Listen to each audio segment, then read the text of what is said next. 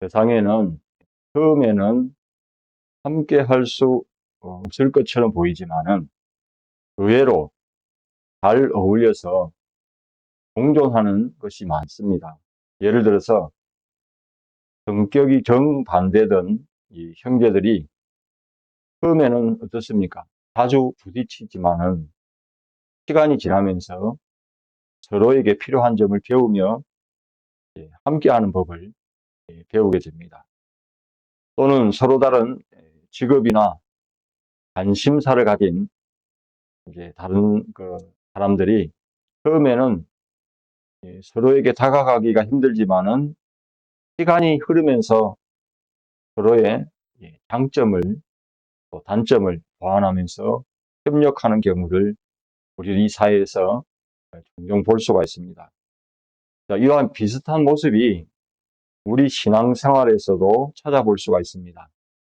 율법과 하나님의 구원 약속은 흔히 상반된, 충돌된 그런 개념처럼 보이지만은 이 두 가지는 하나님 안에서 충돌하지 않고 오히려 서로를 보완하고 하나님의 신실하신 계획을 이루는 데 중요한 역할을 합니다.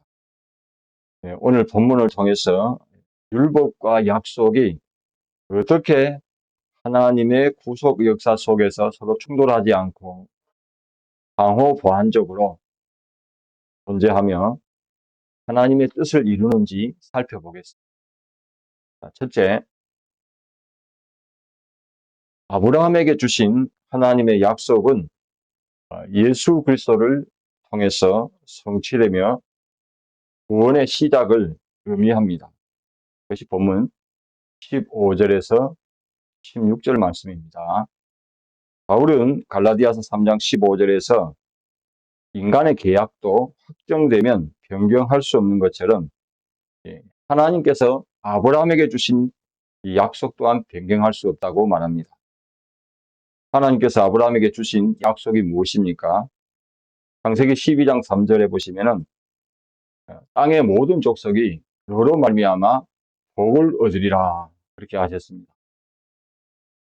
그리고 창세기 15장 5절에 보면 내 자손이 하늘의 별과 같이 많을 것이라. 자, 이 말씀은 단순히 아브라함의 육적인, 그러니까 아브라함의 아들 이삭, 또 야곱, 그의 후손인 요셉, 그 자손을 의미하는 것이 아니라는 거죠. 바울은 본문 16절에서 이 자손이라는 이 단수형을 사용함으로 인하여 이 약속이 단순한 혈통이 아니라 예수 그리스도를 가리킨다고 해석하고 있습니다. 즉 하나님께서 주신 구원의 길은 처음부터 율법이 아니라 약속이었다는 것입니다. 율법이 주어지기 430년 전에 하나님께서는 이미 아브라함에게 그리스도를 통한 구원을 계획하셨습니다. 따라서 바울은 본문 15절에서 이 약속을 폐하거나 더할 수 없다고 강조합니다. 하나님께서 예수 그리스도를 통해서 천하 만민을 구원하시는 계획은 누구도 변경하거나 폐지할 수 없음을 분명히 밝히고 있습니다. 사람의 계약이 한번 확정되고 나면은 변경할 수 없는 것처럼 하나님의 언약도 바꿀 수 없다는 것입니다. 이 모든 것은 하나님의 신실하심 때문입니다. 또한 아브라함에게 주어진 약속은 율법으로 대체되거나 취소될 수 없다는 사실을 분명히 알 수가 있습니다. 본문 16절에서는 하나님의 약속이 아브라함의 많은 후손에게 주어진 것이 아니라 오직 한 사람, 예수 그리스도를 가리킨다고 말씀했습니다. 그래서 이 자손은 단순한 아브라함의 혈통적 후손이 아니라 예수 그리스도를 의미한다고 했습니다. 이는 바울이 예수 그리스도를 통해서 구원의 약속이 성취되었음을 말하는 것입니다. 그러나 이는 구원의 시작이지 아직 완성은 아닙니다. 예수 그리스도께서 이루신 구속 사역이 미완성이라는 그런 뜻이 아닙니다. 이제 주님께서 십자가에서 이루신 그 구속의 사역을 우리 삶에서 실제적으로 적용되어야 한다는 것입니다. 그 몫은 누구 몫입니까? 바로 우리의 몫입니다. 십자가에서 이루신 그 희생을 따라서, 그 사랑을 따라서 살아가는 것은 바로 우리의 몫입니다. 예수님은 내가 너희를 사랑한 것 같이 너희도 서로 사랑하라. 내가 너희를 용서한 것 같이 너희도 서로 용서하라. 그렇게 요한복음 13장 34절에서 예수님이 서로 사랑할 것을 말씀하셨습니다. 예수님의 이 말은 십자가에서 이룬 그 구속을 우리 그리스도인의 삶에서 구체적으로 나타나야 할 것을 말씀한 것입니다. 예수님께서 십자가에서 마귀의 시험을 물리친 것처럼 우리 또한 삶 속에서 일어나고 있는 여러 시험에 대해서, 마귀의 유혹에 대해서 매일 우리가 그 싸움에서 승리해야 한다는 것입니다. 주님은 이미 십자가에서 다 이기셨는데 그를 믿고 따르는 그리스도인들이 환난과 고난 앞에서 좌절하고 실망하고 낙심한다면은 어떻게 되겠느냐 하는 것입니다. 죄와 싸우기보다 도망가고 매번 죄에 진다면 어찌 그것이 십자가에서 이루신 주님의 승리를 온전히 우리 삶에서 누리고 있다고 말씀을 할 수가 있겠습니까? 또한 주님께서 나 같은 죄인을 살리시려 나 같은 죄인을 용서하시려고 십자가에 못 박혀 피 흘리셔서 돌아가셨음에도 나는 용서를 받았는데 아직까지 용서 못하는 사람이 있다면은 어찌 십자가에서 이룬 주님의 사랑이 그 구속을 우리가 우리 삶에서 누리며 산다고 할 수가 있겠습니까? 주님이 십자가에서 이루신 구속은 단지 구원의 시작이 아니라 우리 각자의 매일의 삶 속에서 그것을 실천하고 온전히 이루어야 하는 것은 바로 우리의 몫입니다. 이 은혜를 우리가 삶에서 구체적으로 실천할 때에 우리의 삶이 더욱 변화되고 주님의 승리를 온전하게 누리게 될 것입니다. 저와 여러분은 매일의 삶에서 십자가에서 승리하신 주님처럼 십자가에 우리의 정과 욕심을 못 받기를, 그래서 승리하시기를 주님의 이름으로 축복합니다. 자, 둘째, 이 구원의 약속은 인간의 제도나 규율로 결코 변경할 수 없습니다. 그것이 본문 17절에서 18절 말씀입니다. 바울은 17절에서 율법이 하나님의 약속을 무효화할 수 없다고 강조하고 있어요. 율법은 아브라함과 맺은 언약보다도 430년 후에 주어진 것이잖아요. 근데 그 율법이 약속을 대체할 수 있느냐? 그럴 수 없다는 것입니다. 그렇다면은 율법의 역할은 무엇입니까? 율법은 인간에게 죄를 깨닫게 하고 스스로 의로워질 수 없다는 사실을 가르쳐 줍니다. 자, 율법이 주어진 목적은 인간이 어떻습니까? 스스로를 구원할 수 없고 또 스스로 구원에 이룰 수 없음을 알게 해줍니다. 오직 하나님의 은혜에 의지하도록 율법이 우리를 안내하고 있습니다. 따라서 구원은 율법의 행위가 아니라 오직 하나님의 약속을 믿는 믿음을 통해서 이루어집니다. 우리가 선한 일을 하거나 율법을 따르는 것은 구원을 얻기 위해서가 아니라 이미 받은 구원의 열매라는 것입니다. 우리가 구원받은 증거가 무엇입니까? 바로 하나님의 말씀을 순종하는 것이랍니다. 그러므로 약속을 믿음으로 받는 것은 인간의 신뢰와 순종에 기반한 계약의 개념과는 다르다는 겁니다. 바로 하나님의 은혜에 의한 구속적 약속을 믿음으로 받아들이는 것입니다. 사실 율법은 하나님께서 인간에게 세운 제도나 질서에 속한다고 할 수가 있습니다. 물론 약속도 어떤 면에서는 인간이 세운 제도나 질서와 유사한 부분이 있을 수가 있습니다. 그러나 약속이 율법과 다른 점은 약속은 하나님의 은혜로운 행위의 근거가 되는 반면에 율법은 하나님이 주신 명령을 지키려는 인간의 순종에 기초한다는 것입니다.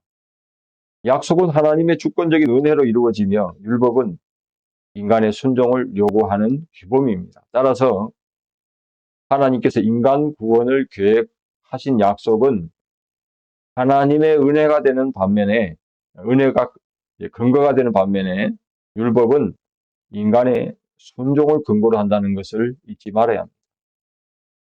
하나님의 은혜는 결코 폐할 수 없지만은 인간이 세운 제도나 질서는 변하거나 폐지될 수가 있는 것입니다. 마치 인간 상호 간에 맺은 계약이 변동이 될 수 있는 것처럼 율법도 시대와 상황에 따라 변할 수 있지만은 하나님께서 주신 은혜로운 약속은 폐지되거나 변경될 수가 없습니다. 바울은 본문 18절에서 유업이 율법의 행위가 아니라 하나님의 약속을 통해 주어졌음을 말씀하고 있습니다. 여기서 유업은 여러분 하나님의 약속에 의해 주어지는 그 구원의 축복이나 하나님의 나라에 대한 상속을 의미합니다. 유업을 누가 받습니까? 상속자가 받잖아요. 구원은 율법의 행위나 인간의 노력으로 이루어지는 것이 아니라 하나님의 변하지 않는 그 신실하신 약속을 통해 주어집니다. 따라서 구원은 율법의 행위에 의존하지 않으며 구속은 하나님의 약속을 믿는 믿음으로 받는 것입니다. 하나님의 약속은 변하지 않는 하나님의 의도와 신실하신 약속을 바탕으로 이루어집니다. 이 약속은 아브라함에게 주어진 약속을 통해 시작되었으며 구원의 길은 율법의 행위가 아니라 믿음으로 주어집니다. 구원은 하나님의 약속에 대한 믿음을 통해 주어지며 율법은 그 구속을 이룰 수가 없습니다.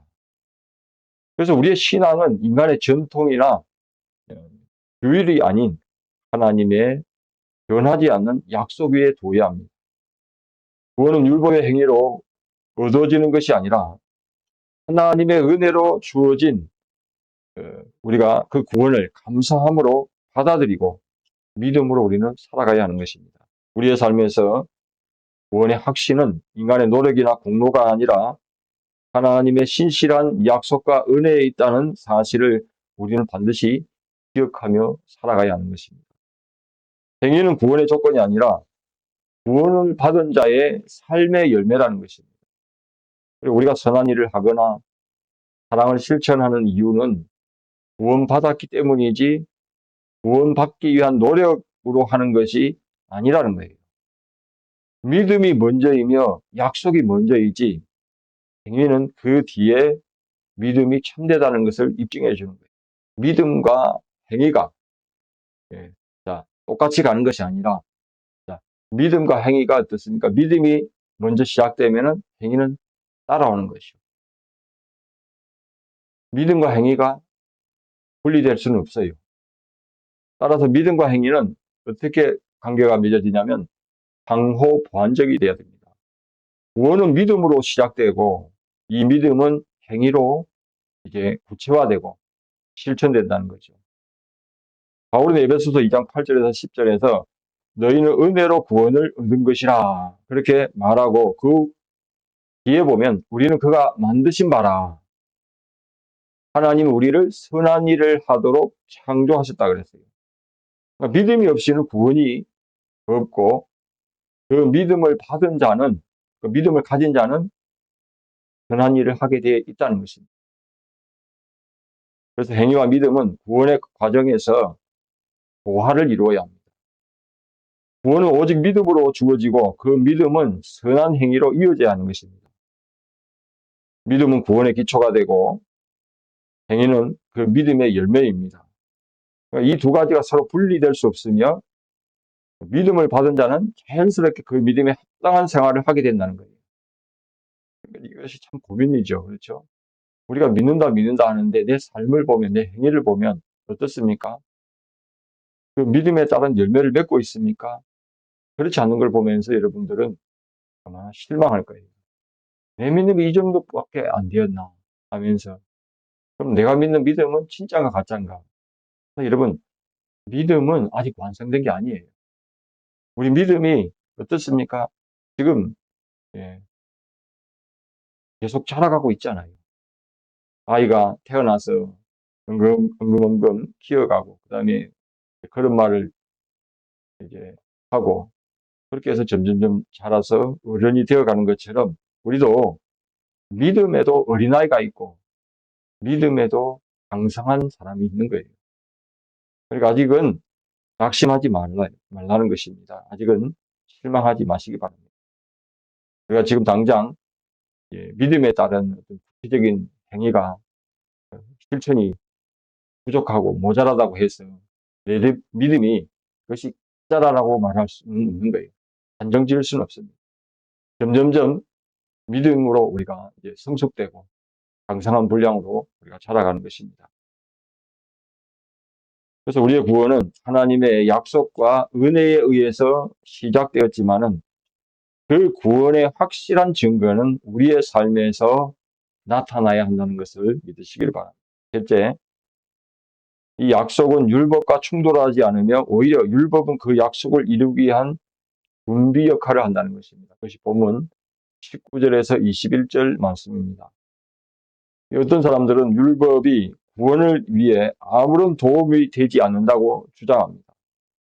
이들은 율법이 구원에 방해가 되는 것처럼 이제 보고 있고 율법 폐기론이나 율법 무용론을 주장합니다. 그러나 바울은 본문 19절에서 율법이 구원을 얻는데 쓸모없다거나 폐기되었다고 그렇게 말합니까? 그렇게 말하지 않습니다. 오히려 율법은 인간이 죄를 깨닫게 하고 그리스도의 오심을 예비하는 중요한 역할을 했다는 거예요. 율법은 구속의 약속과 대립하는 것이 아니라 그 약속을 준비하는 역할을 한 것입니다. 율법은 한정된 기간 동안 그 목적을 가지고 있었어요. 그래서 본문에 보시면 율법은 더하여 준 것이라 했잖아요. 왜? 범죄한 인간들 때문에 율법을 더하여 준 거예요. 그러니까 그리스도께서 오시기 전까지는 구원의 길을 준비할 수 있도록 하나님이 율법을 통해서 역사를 하셨다는 그런 말씀입니다. 바울은 율법과 하나님의 구원의 약속이 같은 기원을 가진 것이 아님을 분명히 하고 있죠. 본문 20절에 보면 그는 율법이 하나님과 사람 사이의 중보자로서 모세를 통해서 주어졌다는 것을 강조하고 있어요. 그러나 하나님의 약속은 예수 그리스도로 말미암아 성취되었기 때문에 더 이상 중보자가 필요 없게 된 것입니다. 율법을 통해 주어진 중보자는 모세였지만 그는 불완전한 중보자였고 그럼에도 불구하고 그 역할을 다했습니다. 반면 예수 그리스도는 하나님과 우리 사이에 어떻습니까? 그 피로서, 그 속죄의 피로서 우리를 중보하신 분이잖아요. 그런데 그는 흠이 없으신 분이고 그는 죄가 없으신 분이기 때문에 완전한 중보자가 되십니다. 하나님과 사람 사이를 완전히 화목해 하는 그 직책을 온전히 감당할 수가 있는 것이죠. 그리스도께서 오시기 전까지 율법은 사람들에게 죄를 깨닫게 하고 그들이 구원받을 수 있도록 준비시키는 역할을 했습니다. 율법은 사람들을 회개하는 대로 이끌었습니다. 그렇죠. 죄가 뭔지 알아야 회개를 할 거 아닙니까? 내가 잘못한 것을 모르는 사람은요, 그렇죠. 회개할 수가 없죠. 내가 뭘 잘못했는데 하면 잘못한 근거를 대줘야 될 거 아닙니까? 그것이 뭡니까? 그것이 바로 율법이라는 거죠. 그래서 이 회개는 오직 예수 그리스도를 구세주로 영접하는 믿음을 통해서 이루어졌습니다. 그리스도는 하나님과 사람 사이에서 속죄 제물이 되어 모든 죄를 짊어지고 십자가의 죽으심으로 죄 사함의 길을 열어주셨어요. 지금까지는 율법을 통해서 어떻게 했습니까? 짐승이 대신 피를 흘렸어요. 그렇지만 그 짐승이 대신 피를 흘려서 그 속죄의 값을 그 짐승에게 물었지만은 죄를 지을 때마다 계속해서 짐승이 피를 흘려야 돼요. 완전한 속죄가 안 되는 거예요. 근데 예수님께서는 이제 속죄의 피를 하나님의 아들로 흘려주심으로 인하여서 완전한 속죄의 제물이 되셨죠.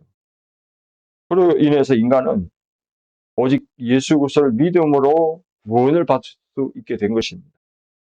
율법은 이 구속의 계획을 예비하는 역할을 한 것입니다. 그렇다면 우리는 율법에 대한 올바른 태도를 가져야 합니다. 무슨 말입니까? 율법은 우리가 죄를 깨닫게 하고 하나님 앞에서 자신의 부족함을 인식하게 만드는 중요한 수단이라는 거예요. 그러나 그 자체로 우리의 구원을 이루는 것이 아니라 오히려 그리스도께서 이루신 구속을 믿는 믿음이 우리 구원의 근거임을 깨닫게 한다는 거예요. 율법은 우리가 예수 그리스도의 은혜와 사랑을 더 깊이 깨닫고 의지하는 데 도움을 주는 것입니다. 신앙생활에서 중요한 것은 율법을 통해 우리가 죄와 죄의 결과인 사망을 인식하게 하고 그리스도의 구속을 더욱 간절히 구하는 것입니다. 율법은 두려움이나 억압의 도구가 아닙니다. 예수 그리스도께로 인도하는 하나님의 선한 도구예요. 그렇잖아요. 우리가 율법을 지키려는 의무나 행위로만 여길 것이 아니라 그 율법이 가리키는 진정한 의미인 예수 그리스도를 의지하고 그분을 신뢰하고 따라가는 삶을 살아가야 한다는 것입니다. 따라서 우리의 신앙생활은 단지 율법을 지키는 것에 그치는 것이 아니라 율법을 가리키는 예수 그리스도의 은혜를 깨닫고 그분을 의지하며 살아가야 하는 것입니다. 그런데 율법이 없다면 어떻게 우리가 죄인인 것을 깨닫느냐? 죄인인 것을 깨달아야 예수 그리스도에게로 나아갈 수 있잖아요. 그러니까 율법이 없다면 우리가 어떻게 합니까? 예수님을 알지도 못하는 거죠. 그러니까 어떻게 합니까? 그러니까 율법을 통해서 우리가 하나님 앞에 우리가 점점 자신이 죄인인 것을 알게 하고 그리스도 앞에 우리가 나아갈 수 있다는 것이고. 그러므로 우리는 율법을 내가 지켜야 한다는 그런 의무감이 아니라 하나님의 말씀이기 때문에. 그렇죠? 예. 하나님을 사랑하는 마음으로. 예수님도 그랬잖아요. 내가 새 계명을 너희에게 준다 그랬어요. 그러면 이 계명은 그럼 이전에 하나님께서 주신 십계명 그럼 그거 다 무시하라는 겁니까? 아니잖아요. 근데 십계명을 우리가 두 가지를 쫙 나누잖아요. 하나님 사랑, 하나님 이웃과의 사랑인데 다 사랑이잖아요. 그게. 하나님 사랑하듯이 내 이웃을 내 몸처럼 사랑하라. 예수님이 오셔서 내가 너에게 새 계명을 준다. 내가 너희를 사랑하라. 근데 왜 새 계명이냐 하면 그렇죠. 내가 너희를 사랑한 것처럼 사랑하라는 거예요. 무슨 말입니까? 내가 너희를 용서하기 위해서, 내가 너희 죄를 사하여 주기 위해서 십자가에 내 자신을 내어준 것처럼 어떻게 하라는 거예요? 그렇게 사랑하라는 거예요. 그래서 새 계명입니다. 그런 계명이 아니고요. 그래서 우리는 그분의 은혜에 감사하며 살아가야 한다는 것입니다. 말씀을 마칩니다. 오늘 우리는 율법과 하나님의 약속이 어떻게 충돌하지 않고 오히려 상호 보완적으로 하나님의 구속 역사에서 중요한 역할을 하는지를 살펴봤어요. 하나님의 약속은 변하지 않는다 그랬죠. 그러나 인간의 노력이나 제도로 그것을 바꿀 수는 없다 그랬습니다. 이 약속은 예수 그리스도를 통해서 성취가 되었고 우리가 이 약속을 믿음으로 받아 드리고 예수 그리스도를 믿음으로 우리가 믿음으로 말미암아 우리의 구원이 시작되었고 그 믿음은 우리 삶에서 구체적으로 나타나야 한다고 했습니다. 그래서 우리가 믿음이 바로 믿는다고 해서 바로 믿음의 어른이 되는 게 아니잖아요. 이제 믿음의 걸음마를 시작하는 거잖아요. 어린아이 신앙이잖아요. 그럼 믿음의 시작을 했으면 믿음의 장성한 분량에 이른 것처럼 우리가 구원을 받았다고 해서 당장 구원이 완성되는 것이 아니라 이 구원을 이제 어떻게 합니까? 우리 이루어 가잖아요. 십자가에 이르신 그 사랑이 과거에 우리를 용서하기 위해 제사함에 의해서 피 흘려주던 그 사랑이 그렇죠? 그걸로 끝나는 것이 아니라 우리의 삶 속에서 온전히 그것이 구체적으로 나타나지 않는다면은 우리는 구원받은 자로서 내가 구원받은 자다 그렇게 말할 수 있습니까? 그렇게 말을 못하는 거죠. 그러니까 구원은 예수님이 과거에 2000년 전에 십자가에서 못 박히 그것으로 끝난 것이 아니라 이제 그 주님께서 흘리신 구속의 사랑이 우리 삶 속에서 온전히 구체적으로 나타날 때에 우리가 구원을 이제 우리가 떨림으로 우리 이루어가고 있잖아요. 이런 개념으로 우리가 생각을 해야지. 어떤 분은 과거에 예수님이 속죄의 피를 다 흘려주기 때문에 나는 앞으로 이제 어, 예전에 지었던 죄뿐만 아니라 현재의 죄, 또 미래의 죄까지 다 용서받았기 때문에 이미 다 뭐 거기는 패키지로 다 용서받아. 내가 어떤 죄를 짓든 간에. 그래서 내가 무슨 죄를 짓든 간에 다 용서받았기 때문에 나는 용서받은 의인이기 때문에 하나님 앞에 가서 내가 잘못한 거에 대해서도 문제 없다는 거죠. 그러면 뭐 다시 우상 숭배를 하고 다시 간음죄를 지고 다시 하나님 앞에서 못된 죄를 져도 문제 없다는 거죠. 이런 것은 성경이 말하는 것은 아닙니다. 그렇죠? 하나님의 신실하심을 우리가 무엇으로 세상에 나타낼 수가 있느냐? 그것이 어려운 문제입니다. 어려운 문제. 무슨 말이냐? 내가 신실하다, 하나님이 신실하다. 그걸 성경에는 나와 있잖아요. 그런데 기록 속에만 있는 그 하나님의 신실하심을 누구를 통해서 드러날 수가 있습니다. 그거는 하나님을 신뢰하고 의지하는 믿는 우리 그리스도인의 삶 속에서 드러나지 못한다면 하나님의 신실하심은 그냥 성경 속에만 갇혀 있는 거예요. 그렇잖아요. 예수 그리스도께서 우리를 위해서 피 흘리시고 용서하시고 사랑했는데 그 예수님의 사랑이 고귀하다는 건 다 알고 있어요. 그런데 그거는 과거의 역사처럼 그냥 글 속에 기록 속에만 남아 있는 것으로만 어, 되지 않으려면 어떻게 됩니까?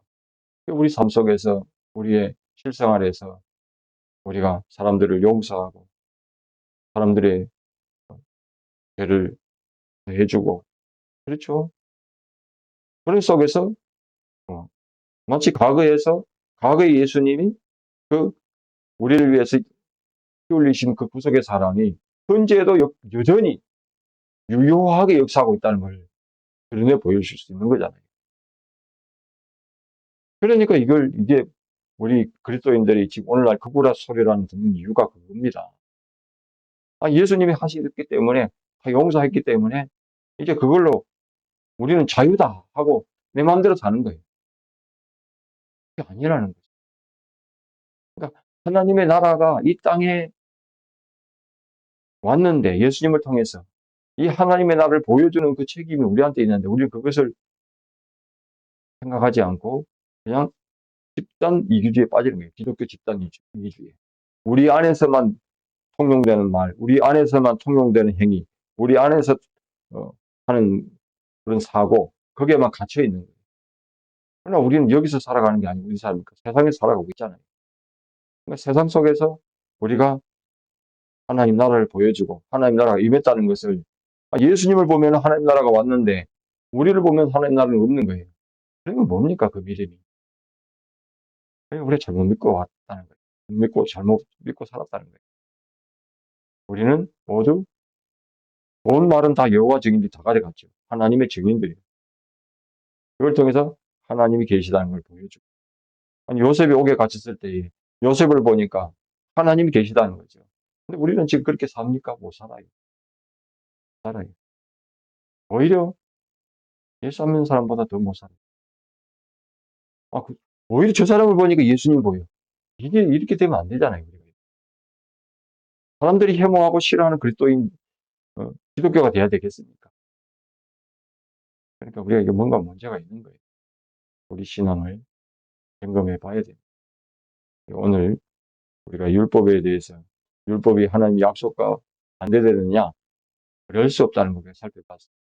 앞으로도 계속 율법과 복음에 대해서, 율법과 그리스도에 대해서는 바울이 계속 지금 이야기를 하고 있어요. 다음에도 우리가 살펴볼 수 있기를 바랍니다. 기도드리겠습니다.